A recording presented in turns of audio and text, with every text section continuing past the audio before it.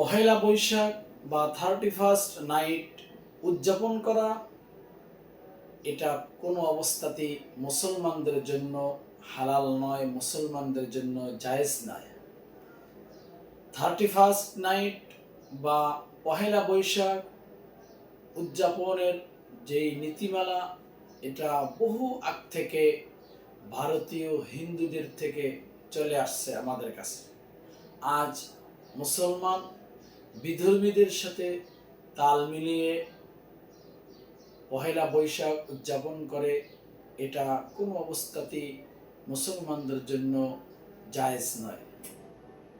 নূতন বছর বা নূতন মাস যখন আমাদের কাছে চলে আসে, নবী করিম সাল্লাল্লাহু আলাইহি ওয়াসাল্লাম বলেছেন, যখন নূতন বছর বা নূতন মাস আসে, তোমরা আল্লাহ তাআলার কাছে এই বাক্যগুলো বলো, আল্লাহু আকবার, আল্লাহু আকবার, আল্লাহু আকবার।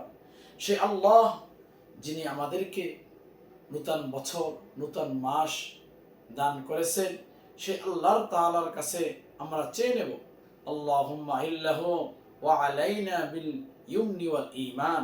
হে আল্লাহ, এই নূতন বছর বা নূতন মাসে আমাদেরকে আপনি ঈমান দ্বারা এবং বরকত দ্বারা পরিপূর্ণ করে দেন। ওয়াসসালামাতি ওয়াল ইসলাম, এবং শান্তি এবং ইসলাম দ্বারা পরিপূর্ণ করে দেন। রব্বি ওয়া রাব্বাকাল্লাহ, যে আল্লাহ আমাদেরকে নূতন বছর বা নূতন মাস দান করেছেন, আমার রব এবং তোমাদের রব, হেলাল ও রুশদিন ও খায়রিন, হেদায়েত এবং কল্যাণের মাস দ্বারা পরিপূর্ণ করে দেন। এভাবে যখন নূতন বছর বা নূতন মাস আসবে, তখন আমরা নবী করিম সাল্লাল্লাহু আলাইহি ওয়াসাল্লামের নীতি অনুযায়ী চলবো, তাহলে মুসলমান হতে পারবো। আর বিধর্মীদের কালচারের সাথে যদি আমাদের কাজকর্ম মিলে যায়, তাহলে আমরা কোচ্ছিন কালেও মুসলমান হতে পারবো না।